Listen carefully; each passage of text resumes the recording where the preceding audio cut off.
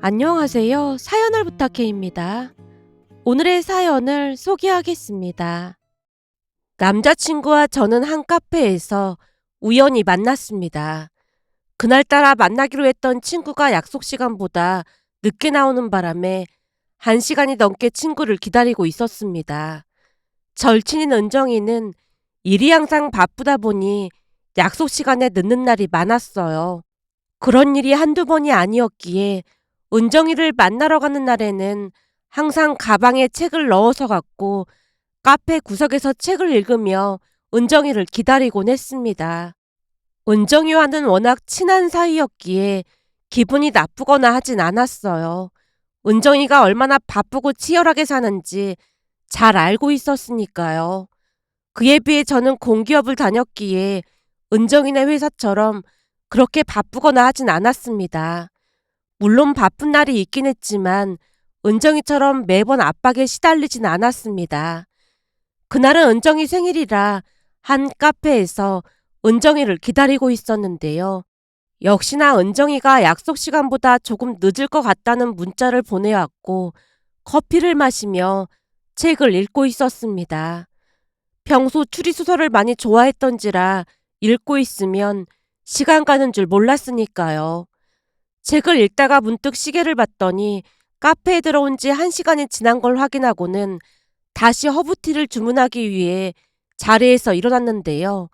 1시간이 넘어가면 왠지 모르게 눈치가 보였거든요.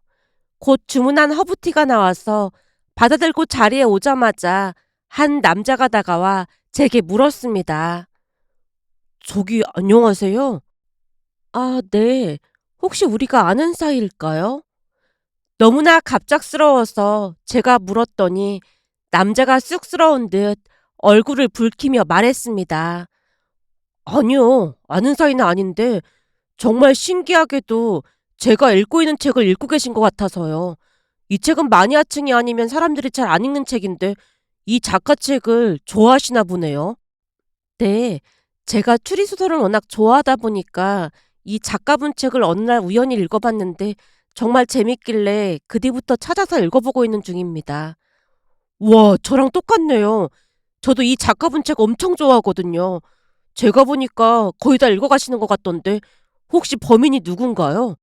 이번 책은 더 흥미진진해서 제가 생각했던 사람이 범인이 맞는 건지 너무 궁금해서 신뢰를 무릅쓰고 이렇게 여쭤보려고 왔어요. 라며 그가 호기심 가득한 눈빛으로 제게 물었는데요. 평소 저는 많이 내성적인 성격으로 낯을 많이 가리는 편이었어요. 하지만 그 사람은 이상하리만큼 낯설지가 않았는데요. 아마도 제가 좋아하는 작가의 책을 읽고 있다는 생각이 들면서 강한 동질감 같은 것이 느껴졌던 것 같았습니다. 그도 그럴 수밖에 없었던 것이 요즘은 어딜 가도 책을 읽는 사람을 찾아보기 힘들었으니까요. 다들 스마트폰에 빠진 채 살고 있는 시대였기에 책을, 그것도 저와 똑같은 책을 읽고 있다는 것에 경계심을 풀고 왠지 모를 호감을 느꼈던 것 같습니다. 그렇게 그날 처음 만난 그와 책에 대해 이야기를 했고 잠시 후 그가 휴대폰 번호를 물어왔습니다. 저기, 그동안 이렇게 말이 잘 통하는 분은 처음이거든요. 그래서 말인데, 혹시 휴대폰 번호 좀 알 수 있을까요? 마침 명함이 있는데, 명함 드려도 될까요? 그럼요. 당연히 괜찮죠. 라며 그가 떨리는 손으로 명함을 받아들었습니다. 제 명함을 받아든 그가 본인의 명함도 건넨 뒤 빙그레 미소 지은 채 시야에서 멀어져 갔습니다. 그는 평범한 외모에 키도 그렇게 크진 않았지만 누가 보더라도 호감 가는 그런 얼굴이었어요. 제가 한동안 넋을놓은 채 그가 나간 곳을 바라보고 있었는데요. 잠시 후 은정이가 헐레벌떡 뛰어와서 저를 불렀어요. 하영아, 많이 기다렸지? 아니야, 책 읽느라 시간 가는 줄 몰랐어. 그리고 어떤 남자랑 얘기하느라 진짜 시간 가는 줄 모른 거 있지? 뭐? 남자? 너 혹시 대낮부터 술 마신 거 아니지? 아니면 혹시 여기에 귀신 같은 게 있다는 거야? 은정이가 장난스레 제 옆자리 의자를 바라보며 너스레를 떨었습니다. 귀신 같은 소리 하고 있네. 사실은 말이야, 너 기다리는 동안 이 책을 읽고 있었거든? 근데 어떤 남자가 다가와서 말을 거는 거야. 그럼 혹시 네 번호를 따갔다는 거야? 맞아. 그 번따인가 뭔가? 그걸 당한 거 있지. 그럼 설마 네 번호를 줬단 말이야? 어, 명함 주고받았지. 라며 제가 배시시 웃고 있자 은정이가 화들짝 놀랐어요. 야, 어떤 사람인 줄도 모르는데 명함을 그냥 막 주면 어떡해. 내가 보기엔 나쁜 사람 같아 보이진 않았어. 명함 주고받았는데 공무원이던데 뭐. 그럼 신분은 확실한 거 아니겠어? 그건 그런데 네 성격에 명함까지 줬다는 건 너도 마음에 들었다는 거네? 혹시 어마어마하게 잘생기거나 그런 거야? 잘생긴 건 아니야. 근데 그냥 막 명함을 줬단 말이야? 나는 영감이 통하는 사람이 좋다고 했잖아. 근데 그 사람이 딱 그렇더라니까? 그 사람도 내가 읽는 책을 읽고 있는 거 있지. 너도 알다시피 이 책 읽는 사람 많지 않잖아. 너무너무 신기하더라니까? 제 말에 은정이가 고개를 절레절레 흔들다가는 걱정스레 말을 꺼냈어요. 그래도 혹시 모르니까 잘 확인해. 난 그 추리소설 읽는 거 자체가 좀 마음에 안 든다. 추리소설이 얼마나 재밌는데 그래. 내가 잘 알아서 할 테니까 너무 걱정하지 마.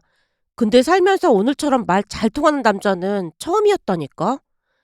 라며 제가 한껏 들떠서 이야기를 하다가는 한 식당으로 옮겨서 즐거운 시간을 보냈습니다.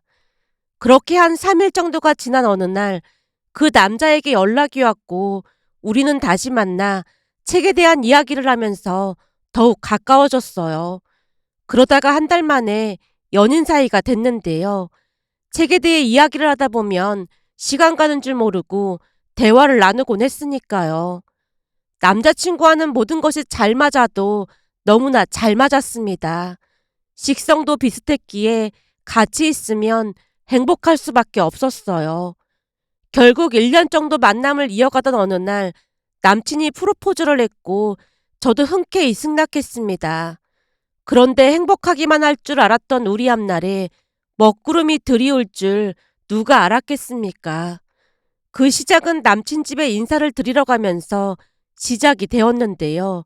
남친과는 다르게 남친 부모님은 가부장적인 질서가 강고한 분들이었다고 해야 할까요? 전날부터 왠지 모르게 저를 하대하는 듯한 불쾌한 느낌이 들었어요. 가장 당황했던 것은 첫 인사를 가던 날 식탁이 아닌 밥상에 음식이 차려져 있었기에 불편할 수밖에 없었는데요. 그런 와중에서도 나름 다리를 모으고 다소곳이 앉아 있었지만 남친 어머니가 낮으면서도 단호한 목소리로 말했습니다. 첫 인사를 온 건데 어른들 앞에서 바르게 하고 앉아야지. 라는 말에 제가 어리둥절한 표정으로 남친을 바라보자 남친 어머니가 다시 말을 꺼냈습니다. 어른들 앞인데 무릎을 꿇고 앉아야지. 아, 네, 죄송합니다. 남친 어머니가 어찌나 차가운 목소리로 말을 하던지 저도 모르게 사과의 말이 튀어나왔지만 남친 어머니의 잔소리는 계속됐습니다. 보니까 가르칠 게 한두 가지가 아니구나. 그래서 말인데 신혼집을 이 근방으로 구하도록 해라. 무슨 말인지 알아들었니? 아, 네, 알겠습니다. 워낙 내성적인 성격이었던지라 남친 어머니 말에 딱히 반박을 하지 못한 채 제가 얼떨결에 대답을 했는데요. 순간 첫 인사날 다들 이러는 건가 하는 생각이 머릿속을 가득 메웠고 정신을 혼란하게 만들었습니다. 제 얼굴이 새파랗게 질려 있었지만 남친은 딱히 중재할 생각도 없어 보였기에 내내 남친에게 서운함이 뭉게뭉게 일었다고 해야 할까요? 식사를 하는 내내 제 얼굴은 돌처럼 굳어져 있었지만 남친 어머니는 계속해서 말을 이어갔습니다. 결국 제가 밥을 먹는 둥 마는 둥 하고 있자 남친이 상추에 수육을 싸서 제게 건넸어요. 수육 좋아하잖아. 우리 엄마가 수육을 아주 기가 막히게 하거든. 그니깐 먹어봐. 아니야, 괜찮아. 내가 알아서 먹을게. 팔 떨어지겠다. 얼른. 남친 말에 제가 눈치를 보며 상추쌈을 조심스레 입에 넣었는데요.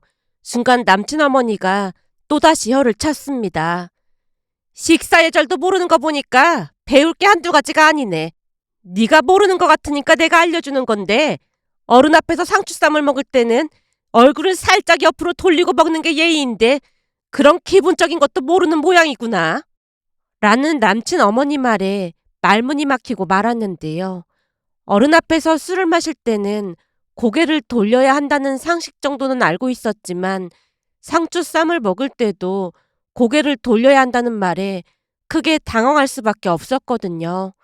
상추쌈이 크지도 않았고 작은 고기 한 점이 들어가 있었는데 그런 소리를 들으니 더욱 입맛이 떨어지고 말았습니다. 하지만 남친 어머니가 어찌나 강조해서 말을 하던지 순간 모든 것이 제 잘못인 것만 같았어요.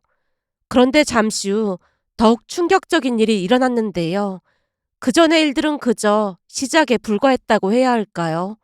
식사를 하고 난 뒤 차를 마시자며 남친 어머니가 과일과 차를 가지고 왔고 과일 쟁반을 제 앞으로 밀면서 말했어요. 밥은 내가 차렸으니까 과일 한번 깎아봐라. 설마 과일도 못 깎는 거 아니겠지? 아, 네. 라며 제가 사과를 깎고 있었는데요. 역시나 남친 어머니가 다시 혀를 차며 잔소리를 했어요. 사과를 그렇게 깎는 사람이 어딨니?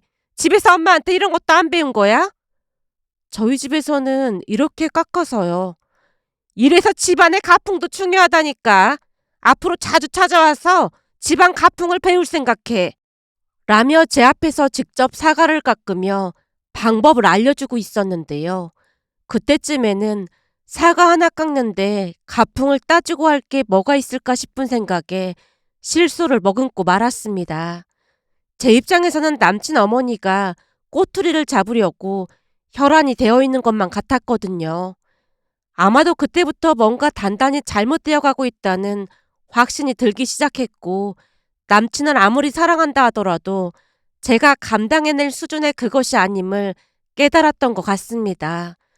결국 눈치를 보다가 제가 조용히 말했어요. 저기, 저는 그만 가봐야 할 것 같습니다. 가긴 어딜 가? 아직 할 말이 태산인데. 라며 남친 어머니가 뭔가를 꺼내오더니 제게 건네며 말했어요. 이건 앞으로 네가 지켜야 할 덕목이니까 잘 읽어보고 앞으로 실천하도록 해라. 네? 덕목이요? 저도 모르게 그 말이 터져나왔고 남친 어머니가 건넨 종이를 뚫어져라 바라봤는데요.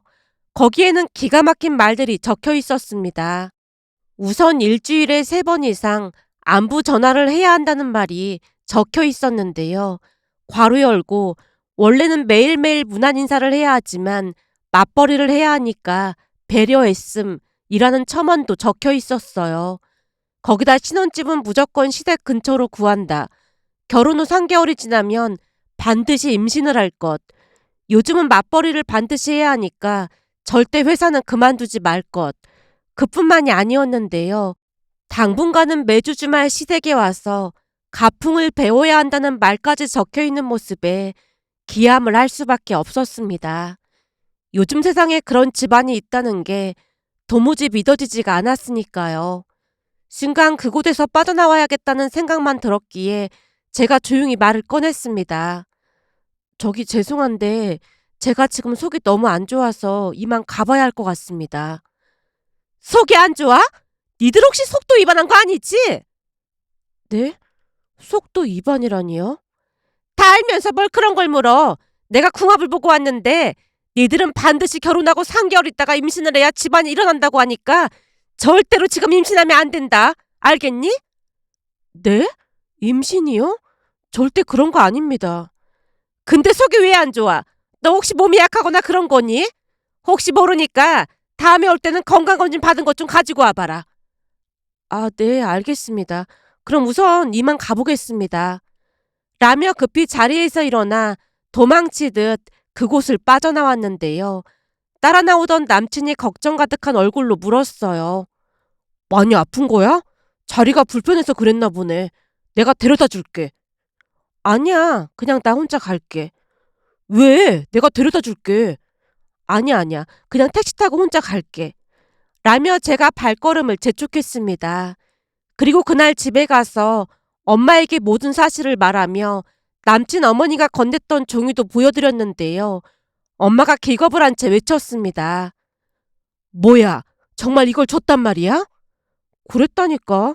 완전 가부장적인 집안인 것 같아. 아무리 생각해봐도 자신이 없어서 그냥 도망치듯이 나왔어. 가부장적인 집안 같은 소리 하고 앉았네. 딱 봐도 가부장적인 집안이잖아.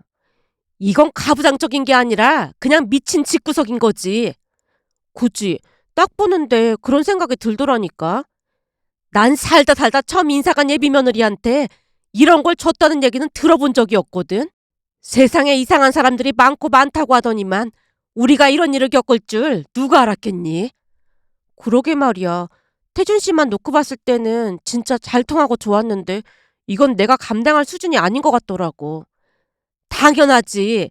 이런 집구석에 시집 갔다가는 네 인생 완전 꼬이는 거야. 그러니까 질질 끌지 말고 태준이랑 빨리 정리할 생각해. 혹여나 정에 이끌려서 그냥 결혼한다고 하면 엄마는 네 얼굴 안 보고 살 테니까 그런 줄 알아. 라미아 엄마가 분노로 치를 떨고 있었습니다. 결국 다음날 남친을 만나서 단도직입적으로 말했어요. 태준 씨, 결혼이라는 게 우리 둘만 좋다고 될 일이 아니잖아. 난 도무지 태준 씨 어머님 감당할 자신이 없어. 감당할 자신이 없다니? 그게 무슨 말이야? 어제 태준 씨도 태준 씨 어머님이 요구하는 조건 봤잖아. 특히나 그 덕목인가 뭔가는 내가 감당할 수준이 아닌 것 같아. 라는 말에 남친이 당황한 표정으로 물었습니다. 나도 봤는데 별거 없더만. 그게 뭐가 문제가 있다는 거야? 많이 요구한 것도 아닌데 그냥 지켜주면 되는 거잖아. 나를 사랑하는데 그 정도도 못 해준다는 거야? 난 그럴 자신 없어. 입장 바꿔서 우리 부모님이 태준 씨한테 그런 걸 요구했다고 하면 태준 씨는 어떻게 할래? 난 당연히 하라는 대로 다 하지. 사랑하는데 그까짓 게 뭐가 문제가 되겠어. 남친이 주먹까지 불끈 쥔 채 힘주어 말했습니다. 그런 남친을 빤히 바라보다가 긴 한숨을 내쉬며 대답했어요. 어제 태준 씨가 중간에서 중재라도 잘했더라면 조금이라도 고민을 해봤을 텐데 태준 씨는 그냥 방관만 하고 있었잖아. 그러니 앞으로 어떤 일이 일어날지 뻔한 거 아니겠어? 중재라니. 이제 보니 내가 중재를 안 해서 삐친 거구나. 태준 씨 어머니는 계속 나한테 가풍을 따르라고 하실 텐데 나는 그 가풍인가 뭔가 따를 자신도 없고 태준 씨 어머님은 며느리를 하대하는 느낌도 들었어. 요즘 세상에 그런 건 좀 말이 안 되는 거잖아. 그러니까 우리 결혼 없던 걸로 하자. 뭐? 겨우 이런 걸로 헤어지자는 말이야? 나를 사랑하는 마음이 그거밖에 안 됐던 거야? 라며 남친이 버럭 화를 냈습니다. 순간 저도 분노가 치밀어 올랐기에 남친에게 따져 물었어요. 조금 전에도 말했듯이 태준 씨도 잘못된 걸 모르는데 어떻게 결혼을 해? 지금 이게 말이 된다고 생각해? 제가 팔짱을 낀 채 남친을 노려봤는데요. 순간 남친 입에서 더욱 기가 막힌 말이 터져 나왔습니다. 물론 나도 엄마가 조금 심했다는 건 알고 있지만 평생을 그렇게 살아온 엄마를 내가 어떻게 바꾸겠어. 그니까 태준 씨도 못 바꾸는 걸 내가 어떻게 바꿀 수가 있겠어. 너야말로 며느리가 돼서 왜 굳이 그런 걸 바꿀 생각을 하는 거야? 우리 엄마가 시어머니니까 그냥 있는 그대로 받아주면 안 되는 거야? 그럼 내가 그 자리에서 엄마한테 쌍욕이라도 하고 막 그랬어야 한다는 거야? 그렇게까지 해서 중재를 했으면 결혼을 했을 거라는 말인 거네. 그런 생각을 하는 너야말로 모자 사이를 갈라놓을 심산으로 그런 소리를 하는 거잖아. 다들 시어머니 말에 복종하고 사는데 그게 뭐라고 이렇게 호들갑을 떨어대는 거야? 남친이 얼굴까지 시뻘개진 채 소리치는 바람에 주변 사람들이 우리를 흘끔 쳐다봤는데요. 남친은 이미 이성을 잃은 듯해 보였습니다. 결국 제가 자리에서 일어나며 말했어요. 난 이미 마음 정했으니까 우리 헤어져. 난 그만 가볼게. 알았어. 알았다고. 그럼 지금 네 앞에서 우리 엄마한테 쌍욕 갈기고 나한테 사과하라고 할게. 그럼 된 거지? 라며 남친이 주머니에서 휴대폰을 꺼내고 있었는데요. 이미 남친 눈빛은 사람의 눈빛이 아니었습니다. 결국 제가 그곳을 나오려고 했지만 남친이 제 손을 잡고 다시 소리쳤습니다. 어딜 가? 네 말대로 엄마한테 전화해서 쌍욕한다고. 중재한다니까? 그동안 이런 모습이 있는 줄 진짜 몰랐는데 고맙네. 어떤 사람인지 보여줘서. 그러니까 이순다. 내 모습이 뭐가 어떻다고 그래? 지금 몰라서 물어? 사람들이 다 쳐다보는 거 안 보여? 그동안 감쪽같이 잘도 숨기고 있었네. 처음에는 태준 씨 어머니 때문에 결혼 생각 접었는데 지금은 태준 씨 때문에 절대 결혼하지 말아야겠다는 확신이 들었어. 그러니까 이 손 놓고 갈 길 가자. 난 이대로 절대 못 헤어져. 내가 무릎 꿇고 빌면 되는 거야? 라며 남친이 갑자기 무릎까지 꿇는 모습에 더욱 소름이 돋고 온몸이 떨려오고 있었는데요. 그동안 제가 알던 사람이 맞는 것인지 혼란스럽기까지 했으니까요. 그러는 와중에도 남친이 손을 놓아주지 않아서 실랑이를 벌이고 있었는데요. 이 손 놓으라니까? 용서한다고 할 때까지 절대 못 놔줘. 라며 남친이 표독하게 소리를 질렀습니다. 그런데 잠시 후 카페 사장님으로 보이는 분이 제게 다가와 물었어요. 손님, 혹시 도움이 필요하신가요? 도움이 필요하시면 경찰을 불러드리겠습니다. 당신이 뭔데 끼어들어? 라고 남친이 발악했지만 카페 사장님이 전에 없이 싸늘한 눈길로 대답했습니다. 여자분이 싫다고 하시는데 계속 괴롭히고 계시잖아요. 저도 그냥 보고 있을 수가 없네요. 이 손 놓으시죠.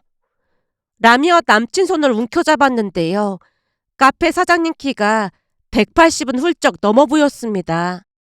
거기다 운동을 한 사람 마냥 몸이 다부져 보였기에 남친이 움찔 놀라 뒤로 물러섰습니다. 남친이 뒤로 물러서자 카페 사장님이 제게 물었어요. 택시 잡아드릴까요? 네, 정말 감사합니다. 제가 떨리는 목소리로 대답했고 카페 사장님이 저를 데리고 길가로 나가서 택시를 잡아줬습니다. 결국 저는 택시를 타고 집에 돌아왔는데요. 너무나 무서워서 온몸이 덜덜 떨려왔습니다. 제가 겁에 질려있는 걸 본 엄마가 놀라서 물었어요. 너 왜 그래? 무슨 일 있었던 거야? 태준 씨 말이야. 알고 봤더니 많이 이상한 거 있지. 라며 제가 있었던 이야기를 하자 엄마가 아빠까지 불렀어요. 여보, 경찰에 신고해야 하는 거 아니야? 그런 걸로 신고해봐야 경찰이 관심이나 있겠어. 이런 경우는 우리가 조심해야 하는 수밖에 없어. 당분간 아빠가 회사 출퇴근 시켜줄 테니까 그렇게 하자. 그럼 아빠가 많이 돌아가야 하잖아. 지금 그게 문제야? 네 안전이 우선이지. 너 당장 태준이가 뭔가 하는 그 인간 전화번호부터 차단해. 엄마 말에 제가 전화번호를 차단하려고 하자 아빠가 말렸습니다. 아니야. 혹시 증거가 필요할 수도 있으니까 우선은 차단하지 말고 문자 오는 거 다 증거로 가지고 있어봐. 그래야 나중에 경찰에 신고할 때 도움이 될 거 아니야. 라는 아빠 말에 우선은 차단하지 않은 채 있었습니다. 그런데 역시나 그날 밤 전 남친이 문자를 보내왔는데요. 문자를 보다가 비명을 지르고 말았습니다. 전 남친이 사진 한 장을 보내왔는데 사진을 확대해 보니 유서라는 글자가 적혀 있었거든요. 그것뿐만이 아니었습니다. 욕설과 협박 가득한 문자가 계속해서 왔어요. 결국 부모님께 말을 했고 아빠가 제 휴대폰으로 전 남친에게 전화를 걸어서 낮으면서도 단호한 목소리로 말을 했습니다. 네가 보낸 문자랑 유서 사진 다 저장해놨고 오늘 카페에서 우리 딸한테 위협했다고 들었는데 CCTV도 다 있고 하니까 그걸 토대로 경찰에 신고할 테니까 그런 줄 알고 있어. 그리고 네가 일하는 곳에 네 만행 전부 까발릴 테니까 각오해야 할 거다. 공무원 신분이라 불리할 게 참 많을 거야.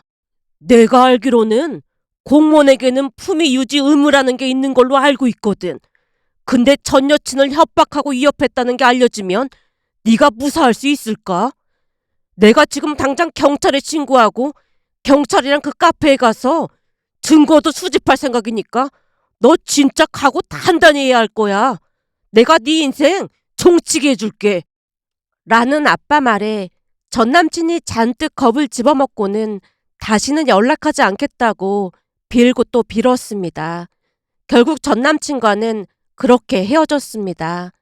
겁을 먹긴 먹은 모양으로 두 번 다시 전 남친에게 연락이 오지 않았어요. 그렇게 전 남친과 헤어지고 1년 정도가 지나갔습니다. 그런데 며칠 전 우연히 전 남친 친구의 여자친구를 만났는데요. 전에 전 남친 친구들과 몇 번 만난 적이 있었고, 만날 때마다 여자친구들까지 같이 만나곤 했기에 한눈에 알아볼 수 있었습니다. 하지만 그날은 전 남친의 친구가 아닌 다른 남자와 함께 있는 모습에 제가 사뭇 모른 척하고 커피를 마셨는데요. 잠시 후 카페를 나가려던 그 사람이 제게 다가와서 기가 막힌 말을 꺼냈습니다. 그때 태준 씨랑 헤어졌다는 소리 들었어요. 물론 저도 남자친구와 헤어졌고요. 근데 그때 헤어지길 진짜 잘했어요. 태준 씨 지금 공무원도 그만두고 백수로 지내고 있다고 들었거든요. 네? 백수요? 네. 제가 듣기로는 여자들 따라다니면서 스토킹했다는데 그 여자가 경찰에 신고하고 태준 씨가 일하는 곳 게시판에 세세하게 다 올렸다고 하더라고요. 그 바람에 태준 씨가 찾아가서 해코지까지 한 모양이에요. 그러다 보니까 그런 걸로 잡혀 들어갔다는데 여자 쪽에서 합의를 안 해줬다고 하더라고요. 그 바람에 공무원도 잘리고 전과 기록도 남아서 취업도 어렵다고 들었어요. 암튼 그때 헤어진 건 신의 한 수였어요. 물론 저도 남자친구와 헤어진 게 신의 한 수였고요. 라고 말하고는 찡긋 웃으며 멀어져 갔습니다. 그 말을 들으며 온몸에 소름이 돋았는데요. 사람을 만날 때, 특히나 결혼 상대자를 만날 때 정말 신중하고 또 신중해야 함을 다시 한번 깨달았답니다. 세상에는 정말 다양한 사람이 많이 산다지만 이런 집안과 이런 사람이 또 있을까 싶어 이렇게 글 남겨봅니다.